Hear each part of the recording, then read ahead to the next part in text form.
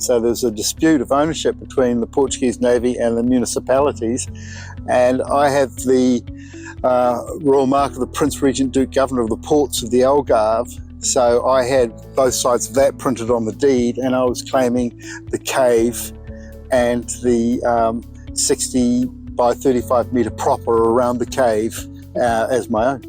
So this was a deed of entitlement, and you know, of the would-be king. And then I rolled it up and wax sealed it and stuck it in the bottle and corked the bottle. And I also wrapped one around the outside as well. Well, there you go. So that isn't what I found. So anyways, like I said, it got really intense. And then Lee Dawson, he says, actually, I'm with Carrie. You know, we shouldn't lie. This is not... that's what I said to Dave Mahoney. Look, you have a lot of psychics that watch this show. They will know intuitively, instantly, that you are lying. They will know. And so I think that's why they didn't let me talk on the video at all. Like, I don't know if you noticed that. I spoke 0 words the whole thing. So anyways, so Lee Dawson stuck up for me, and I actually thanked him for that. And I grabbed I was starting to get up and go, and I was like, and I'm taking that with me, the piece of paper. Yeah. So I got home, and I started to run some stuff through my mind, thinking, okay, I don't know these guys. Dave Mahoney's already told me that he's not allowed back in the United States. He admitted to that he did some illegal stuff, and he said it was with real estate. He actually said that it was his buddy that had done illegal stuff, and so by association he got banned too. So he's hoping someday he can go back, but he can't fly into the States at all. And so anyways, I was getting a little scared. Well, actually, what Lee Dawson told me is that Dave Mahoney was flying product from Colombia into North America, and that's why he's banned from North America. And then he said there's only one product that comes out of Colombia. When Mahoney was coming around here in 2020 for the first time, I just got a phone call, and they said, Mahoney's a heroin trafficker. So when I first saw him, which was about 30 seconds later, I took him to one side and said, Dave Mahoney, are you a heroin trafficker? And he goes like this. He looks down, kinesthetic, down to the side, and he looks back at me and he goes, no, because it was cocaine, not heroin. Yeah, I don't know that aspect of him, but I can tell you that he really was adamant that I had to lie for him, and I wouldn't do it. And so I got home. I was friggin' scared of these guys. They're big boys, you know. Yeah, big boys. We have a picture, and Lee Dawson's about 6'5", and he's at least 6'5". Champion fighter. You know? Yeah, champion fighter. And I mean, my father was a champion fighter, so I grew up with that, and I know what they can do. I know how violent if they need to be, right? And so you don't see it coming. No, exactly. And again, I didn't know the value of the piece of paper. So anyways, I phoned my girlfriend in Canada, and who's really psychic. And I said, Cher, what do I do? You know, and she was like, oh, you are in danger. They are talking, and there is something. I would actually leave the premises for the night. And I was like, yeah, that was my feeling too. So I muscle tested. I got, yeah, definitely get out of the house, get going, and take the stuff with you. And so as I'm packing, something shifted, and you could feel the threat had totally shifted. So maybe a plan shifted or something. And so I phoned Cher up again and said, you know, what do you feel? And she said, yeah, no, we're good now. Yeah, something shifted. I was like, okay. So I locked everything up. I don't think I slept much that night. I was, you know, sleeping with one eye open, looking around, because I was in the house by myself, of course. And so anyways, next morning comes, and they're like, okay, well, let's go to the cave. And I thought, yeah, no, there's a 40-foot drop. Like, you have to go down the wall to get to the cave, but then there's another 40-foot drop that goes to the ocean, maybe even more, right? 40, 50 feet? Yeah, it's at least 40 feet. Depends on the tide. Tide's about 4 meters, but it's a long way down. It's a long way down. Yeah. It's a death fall. Yeah. So my first thought was, maybe that's what changed, you know, just a little, and over the edge you go. And because they knew where I lived, and they knew where everything was being stored at that time. So anyways, long story short again, I said no. Yeah, I'm not feeling very well this morning. I'm going to pass today. And Dave Mahoney was like, well, congruency. We need you to be on there because I was, yeah, sorry. You're going to have to refilm. We didn't have much footage from yesterday anyways. You didn't find anything, so go ahead. And he was like, okay. So off they Plus, go. it was really hot. It was so hot. It was like 40 degrees. Yeah, and down in the cave proper, it was another 4 degrees, 44. Yeah, 44. And no wind down there. Oh, it was a hot day. Yeah. Yeah, and so... Yes, a cave gets so hot, you actually have to write down what you're going to do in really simple step-by-steps. Like I used to write down, I'm going to the shop to buy some water and a lettuce. And I'd have to look at that by the time I got to the edge of the cave to climb up the wall, just so I remember what I was doing. That's how hot it was. So the day goes by, they go off. I think that they're going to the cave, but it turns out that they went to the palace where Jesus had been. Stoi. Milru. Right, and that's like... Stoi que estoy. Stoi que estoy. I am that I am. In Spanish. So wow. And it's the End Times Palace. It's known as the End Times Palace. And Jesus is just, I am. Yeah, of course. And that cave, which is more of an alcove. Did I just hear you go, yeah, I taught you something there? Well, is that what Canadians do? New Zealanders do that as well. Let's go, yeah. That sounded like a light bulb moment, though. So the cave I was in is actually an alcove used prior to a Heb Sed festival. So supposedly that's where Jesus had his Heb Sed festival. And then he wrote the Revelation on the other, about 13 kilometres on the other side near Alvor. Yeah. Anyway, carry on. Yeah. So they come back, and then Sunday comes around, and they ask me again. And Dave Mahoney phones in the morning and says, did you not come with us yesterday because you wanted to avoid us? And I said, yes. And he goes, yeah, I want to apologize for what happened on Friday. There was alcohol involved, and, I don't drink at all. They were drinking, and the two Daves were.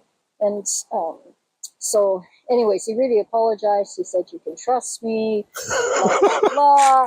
And I thought, so I muscle test, and I think, okay, I can go with them on Sunday. So we go back to the cave, and we have to take this route to make it look, like it's a more complicated way in there because we didn't want everyone to go to the cave, right? So, we take this long route around. It was that narrow thing where you go around that edge. And did you climb around the rock? Oh, yeah. I used to do that. Like just for laughs. Like there's a narrow path that leads to nowhere, and then there's this huge boulder about this big, right? And it's a rough boulder, and you hug the boulder, you hug it, and you got a 40-foot drop into the sea behind you, and you go around like this. Exactly. This on it, right? And I'm thinking, and then you're in the cave. And you got to go like it's about, I don't know, it's about 160 degrees around. Yeah. But also on the other side of the rock, there's a narrow chute about this wide, and if you slide down that chute, you end up in the cave as well. Really? Yeah. Oh, I didn't know that. Yeah. Yeah. No, we were doing this, and Lee was in front of me, and he grabbed my hand, and I'm thinking, you don't let go, buddy. And he had to do a little jump at the end there, right? And so... You guys did it. I didn't know you'd done that. Yeah, so... I thought it was just mine. No. So anyways, we do that, and we film, and in between this, we had phoned you, remember? And and so we had a couple of conversations with you, and you were telling me about, I said, so this white piece of paper we found in between sandals, and you said, that's really interesting because sandals used to be markers. That's how you claimed land. Oh yeah, what the Jews used to do is take a shoe off and throw it on a piece of land and say, that's mine. Right. They put it on the four corners, right? And say, that's my property. Well, actually, they got a bit greedy, and one sandal would do. Here you go. Okay. So, anyways, big sandal. So I thought that was really interesting that they were putting the deed of entitlement in between two sandals, which used to mark, right? Yeah. Yeah. So, and that's interesting for the Jews because the Jews left to go to Iberian Peninsula, which is Spain and Portugal, and this is the Algarve, which is the bottom of Portugal. So it was actually a traditional way of claiming land. Yeah. So I'm pretty sure that my sandals I left behind, they were really, really worn, weren't they? They were. Yeah, they were mine. They were mine. They really? Yeah. Next time I'll bring them for Yeah, you. they'll fit me. I'll They'll bring fit me. them. About size 12? Yeah. Yeah, Yeah. that's me. Yeah. Yeah, definitely. They were worn though. Oh, totally worn. Totally worn. I'll bring them next time. He'll be shocked. It'll be a reunion with him and his sandals. Oh, no. Yeah. So, anyways, you told us that there was a wine bottle and it was buried at a specific spot. Yeah, yeah, And it was underneath the king and towards the quay and blah, blah, blah. yeah. So, anyways, Dave Mahoney, being the macho guy, he was like, I know where it is. And so he's digging and he's trying everywhere. Dave Vickers is filming, getting ready. There's nothing there. And I said, I think it's under that rock. Right? And he was like, no, it wouldn't be under the rock. And I was thinking, well, why wouldn't they use a rock as a marker?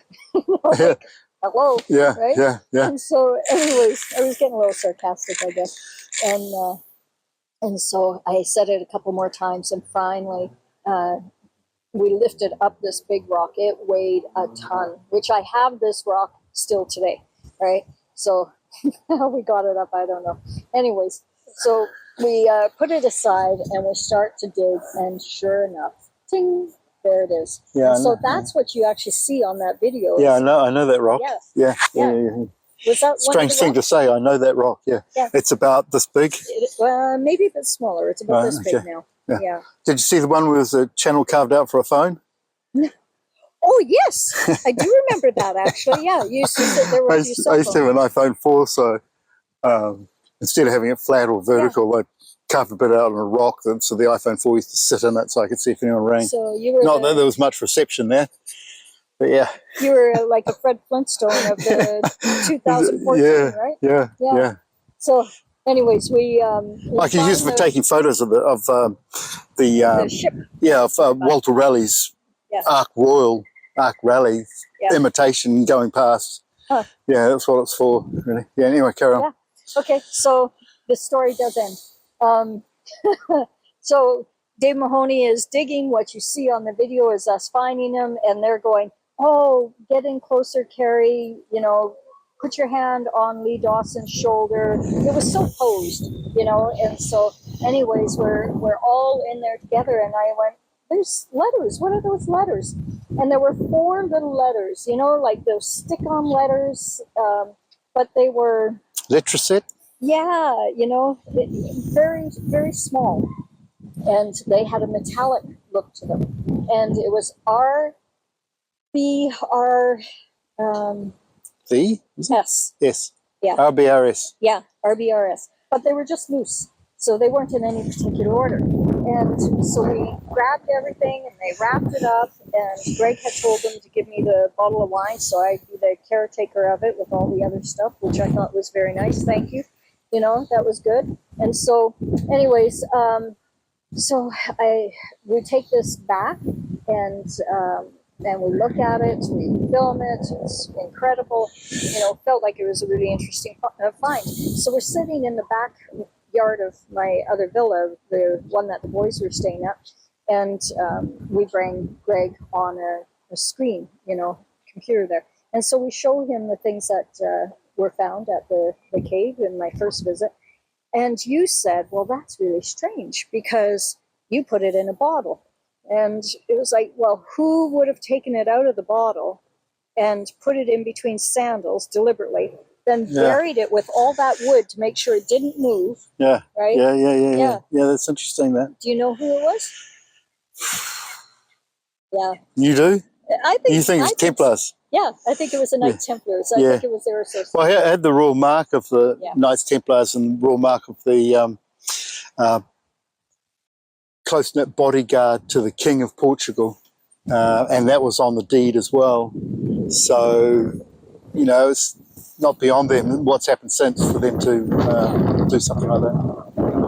Yeah. So, anyways, we chatted with you and looked at all of that stuff, and then it got a little interesting. They left, and I believe it was the next day. It might have been later that day. I don't even remember. I'll have to look back at my notes. But they came back, and they were packed. They were going back to Marbella in Spain. That's where they all live, which is a whole nother story. Marbella. So the United Nations of Crime. It is. It is the. It's actually the official article, the official title for it. It's the United Nations of Crime. Is it really? Yeah. I can show it to you. Like all the mafioso gangs from every family ever, they all gather there. You know. British wannabe mafiosos. Yeah.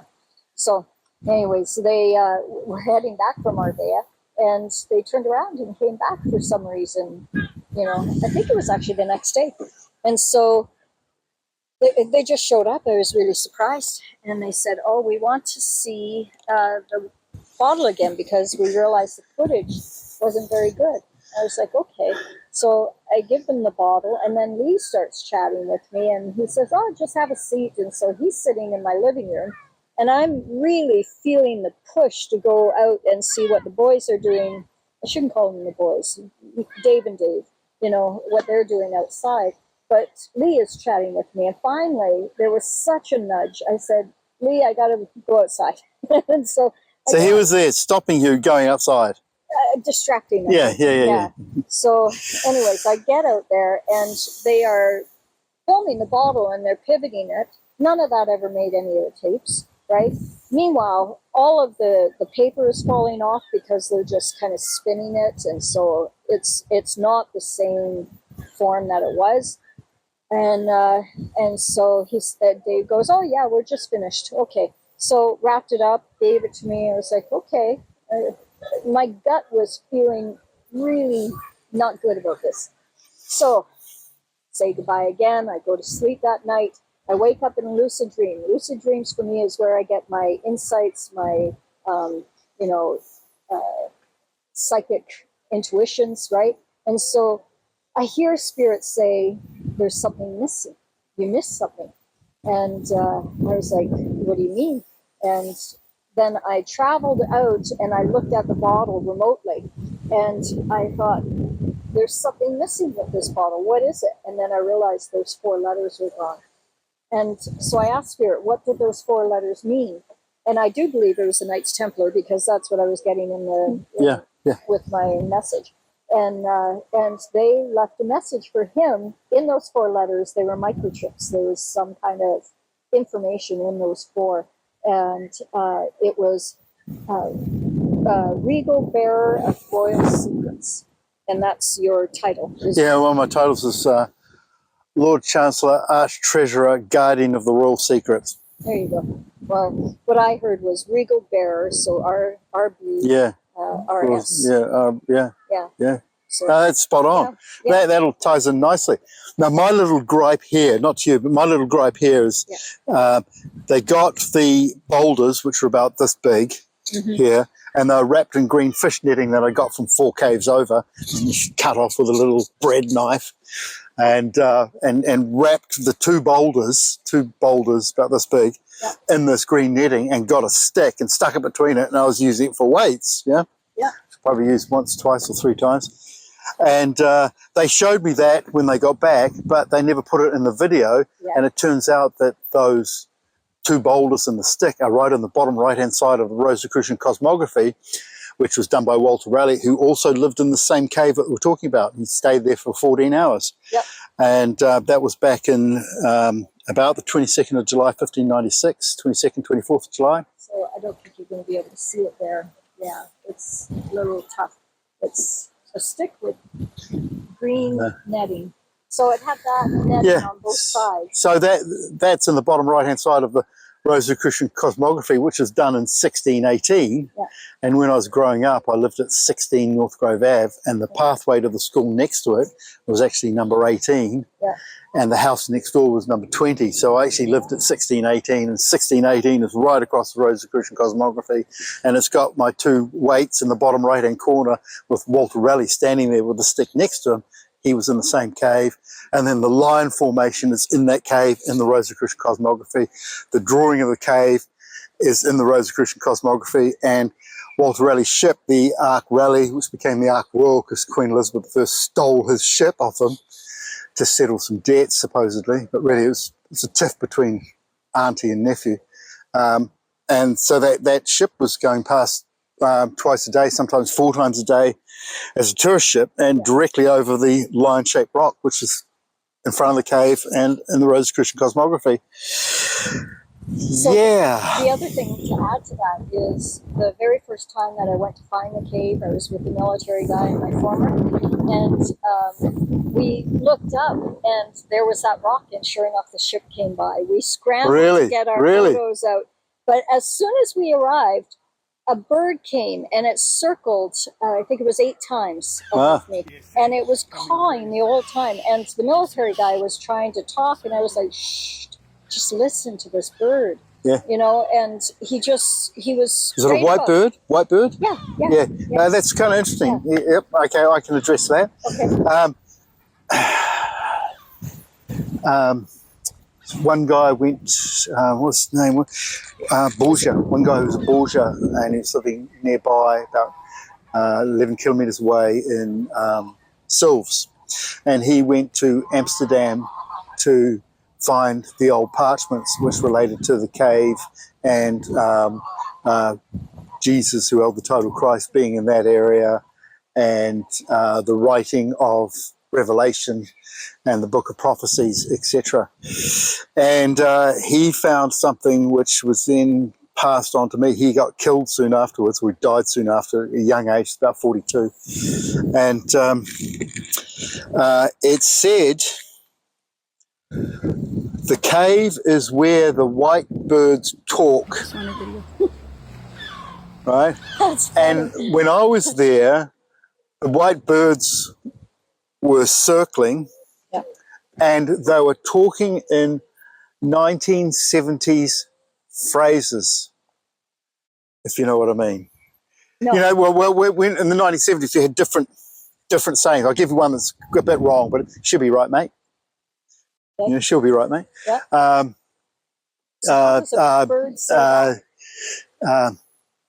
Keep your head on. Okay. Right. Just stuff like that. But the bird noises were words. You could hear it, just, you know, you could just hear it. And the birds around that area were doing that. So you've heard those birds as well, and making quite audible that they would be around there. Yeah. I've also had bats there. Yeah. So I was sleeping in the cave for about, 10 days. And then these 2 black bats came around the corner. They were about this wide. And they came around and they go, wow, like this in front of me, you know, with the wings spread. Really scary, man. I was really scared. And then there was another time when this fishing trawler came in really close. It was white and it had red lights on it. And then this white bat, which was about wingspan quite big, and it had red dots under its wings. Just absolutely Templar, and absolutely like the video camera. Yeah. And it came up and it was huge, right? And then it flew into a slot about that wide above the cave, like in the cave, but on the edge of it. So the cave comes out and goes around there. So it's in there, just flew straight into it. I've never seen a white bat. And I looked it up, you know, and there is a white bat with red dots under its wings. So, but those are Templar colours. Yeah. Okay. Right, so that's kind of interesting. So the ancient manuscript from about 100 AD describing the areas where the white birds talk, and then having the Templar bat there and the Templar boat there, and Portugal being founded as a Templar nation, and me having the Royal Mark of the Templars, which I was actually given on the 10th of April 2014. So it all fits, you know. So I was actually given that Royal Mark, and then I moved into the cave 6 weeks later. Wow. Yeah. Let's go to part 2, because we'll give people a little rest. Okay. Go into. Okay. Yep. Okay. So this is the view. This is the Dismere, and it is a 1 to 100 scale of the Sea of Galilee.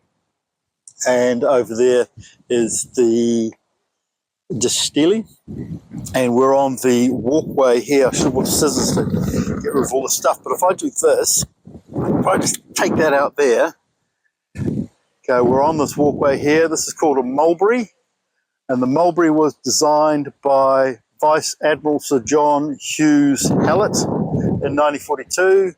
Winston Churchill, Queen Elizabeth II's father, biological father, he tried to take credit for it, and he's not getting it.